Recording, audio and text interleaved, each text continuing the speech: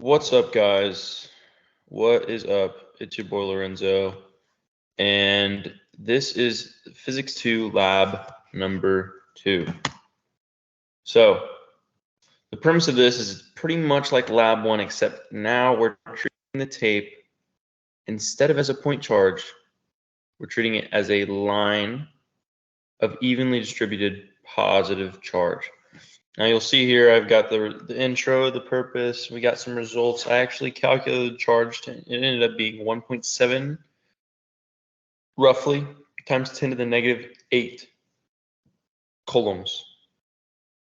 We're going to go straight into it. Also very similar physics principles as the last lab and similar assumptions, except the one assumption that changes, of course you have the Newtonian model, no air resistance. We're going to have the charge distributed evenly, like I said before. Now, the expectations will be if the tapes are the same charge, they will repel. And we also need to observe the charge of the pin related to the tape. And if that repels, then the tape is negative. However, if it attracts to the pin, then it's positive. I assume that it's going to attract, but we will see. Actually, I've already done it. So the experimental model, of course, you have the initial conditions, the 3 pieces of tape, 1 base tape, and then you charge 2 tapes and stack them and watch and see if they float. And measure the floating space. Obviously, you got the system and surroundings of the tape A and B, and there's a bit of protocol here for the steps. Here are the observations we made by doing a physical experiment. Tapes repel each other, and you have same sign charges. Both the finger, pencil, and pen interactions were repelling. That means it was a positive charge. And in conclusion, the tapes are both positively charged. Here are the calculations. We measured the mass of the tape, the length, the width, the mass of a strip of tape, and the gravity. And the distance between tapes that I got was 0.0074 meters. So that's like what? 7.4 centimeters. Not very much to work with here. We got the force of gravity acting on the tape, and then we've got the assumed force of the line of charges that is working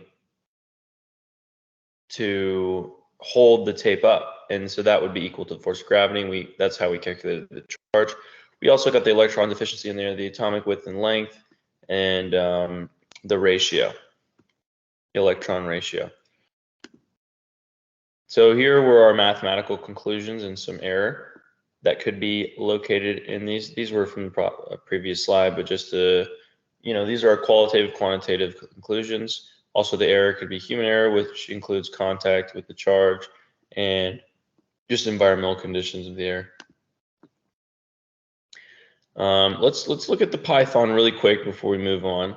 Of course, we've got the constants, gravity, and K.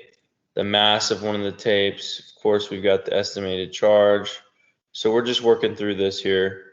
Of course, the initial conditions will match the ones mentioned before. But essentially, what this is meant to do is to display the charge and the gravity in a diagram. Of course, this is gravity. This is the sum of the electric charge right here in purple, and these are all the individual positive charges working against gravity. Alrighty. Here are our questions. If you had modeled each of your tapes a single point charge like a previous lab. So we've done this already in the previous lab. So we're just comparing the values here. Of course, the value that we got now is larger than before. These estimates differ. Well, it's just about accuracy. If you are more likely, more accurately describing the reality of the interaction, then you're going to get a more accurate calculation. Alrighty, that'll be it.